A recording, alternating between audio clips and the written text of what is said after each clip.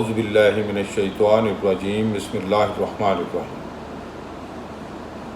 آج ہم بات کریں گے راہ سلوک کی 7 منازل کی، جس کا ذکر ہم پچھلے جو 24 ایپیسوڈ ہم نے آپ کے لیے پیش کیے اس میں کیا تھا۔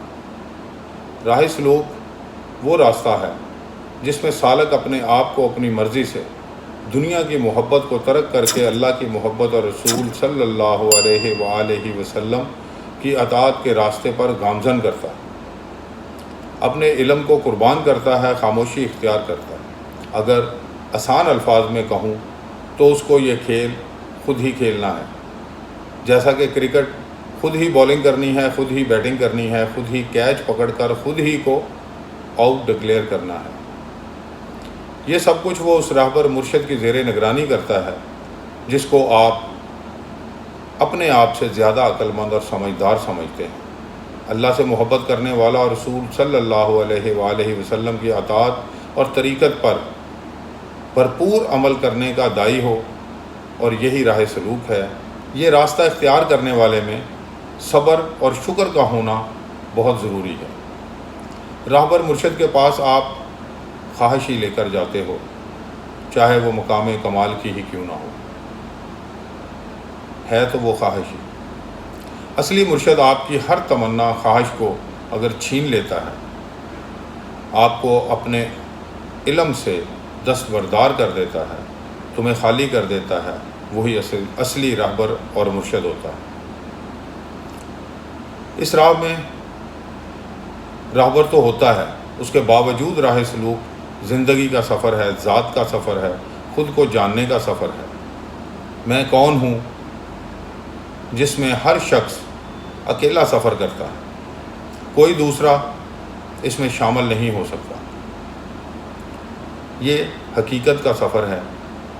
حق تو یہ ہے کہ آپ اس سفر کے حاصل میں اللہ کے قرب کے تمنائی ہوتے ہیں، اور اللہ شرک برداشت نہیں کرتا۔ آپ کو ہر طرح سے اکیلا ہونا پڑتا ہے، تب کہیں جا کر آپ اس سفر کے لیے چنے جاتے ہیں، اور پھر آپ کی منزلیں شروع ہو جاتی ہیں، جو آپ اپنے اسلوب میں رہ کر طے کرنا شروع کرتے ہیں۔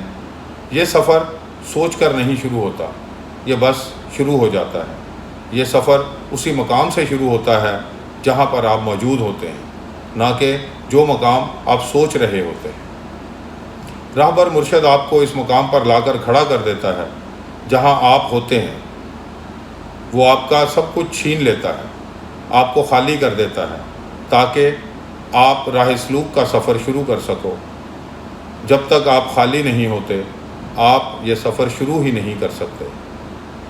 بس جب آپ اس کا اعلان کر دیتے ہیں کہ میں کچھ نہیں جانتا، تو آپ راہ سلوک کے مسافروں میں شامل ہو جاتے ہیں۔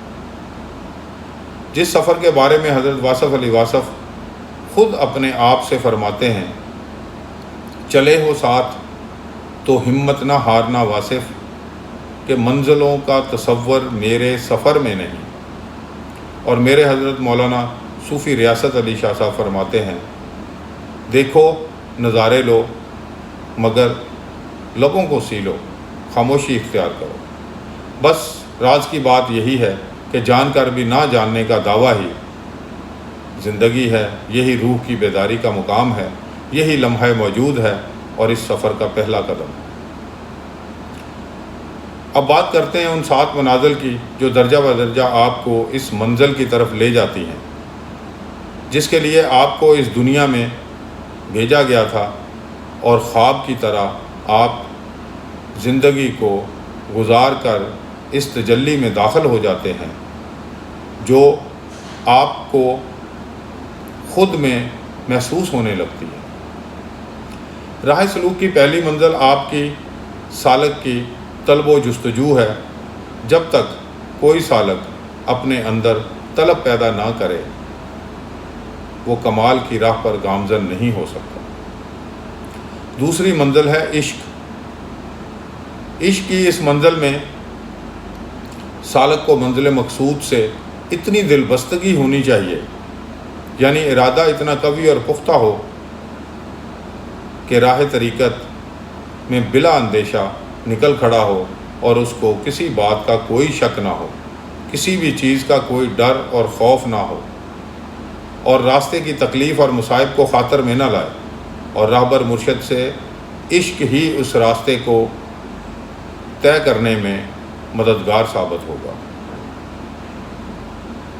تیسری منزل معرفت ہے، اور یہ ہر سالک کی عقل و استعداد کے مطابق اس کو حاصل ہوتی ہے،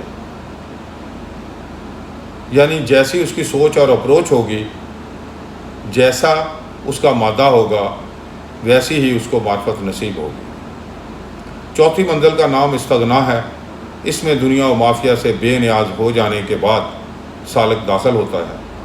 خواہش دنیا کا اسیر شخص اس وادی میں داخل نہیں ہو سکتا، کیونکہ یہ سالک بلند نظر ہوتا ہے اور اس کو نظر آتا ہے کہ یہ سب اعتبارات ہیں جو اس دنیا میں وہ دیکھ رہا ہے، جن کو وہ جان رہا ہے، جن کو عوام الناس حقیقت سمجھ رہے ہیں۔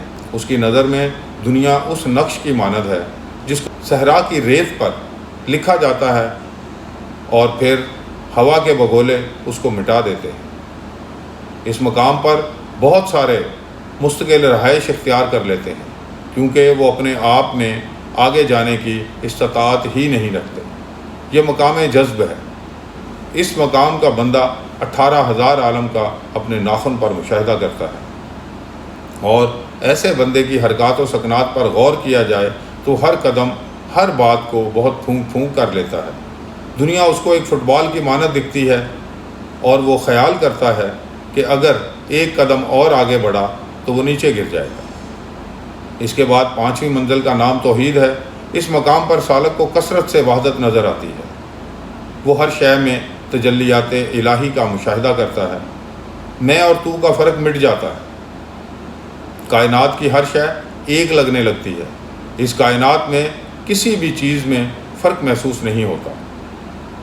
اس کے بعد وہ چھٹی منزل میں داخل ہوتا ہے، جس کا نام ہے بے خودی۔ اسے مقام حیرت بھی کہتے ہیں۔ اس مقام پر آ کر سالک کو پتہ چلتا ہے کہ اس کی ساری معلومات محدود تھیں اور وہ محض لا علم تھا۔ وہ مبہوت ہو جاتا ہے، یعنی وہ حیرت زدہ ہو جاتا ہے کہ ساری عمر تو وہ جو جانتا تھا وہ تو سب حقیقت سے بہت دور تھا، یہاں تک کہ اپنی ہستی تک سے بیگانہ ہو جاتا ہے۔ اور بہت کم سالک ایسے ہوتے ہیں جو اس مقام پر پہنچ کر واپس آ سکیں۔ وہ جب تک رہتے ہیں یا تو خاموش ہو جاتے ہیں یا مجذوب کہلاتے ہیں۔ پھر جن کو اللہ چاہے ان کو غوث اعظم، داتا گنج بخش یا بابا فرید الدین گنج شکر بنا کر اپنے بندوں کی رہنمائی کے لیے مامور کر دیتا ہے۔ اس کے بعد یہ سب کچھ حاصل کر لینے کے بعد سالک 7ویں منزل میں داخل ہو جاتا ہے، جس منزل کا نام فنا ہے۔ یہاں پر سالک فنا کے بعد بقا پاتا ہے اور واصل بحق ہو جاتا ہے۔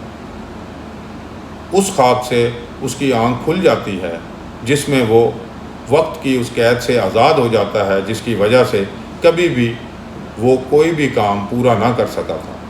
یہ تھیں وہ 7 منازل جو بزرگوں سے سالک نے اپنے راہ سلوک کے سفر کی تکمیل کے دوران رہنمائی کے طور پر سیکھیں اور بیان کی۔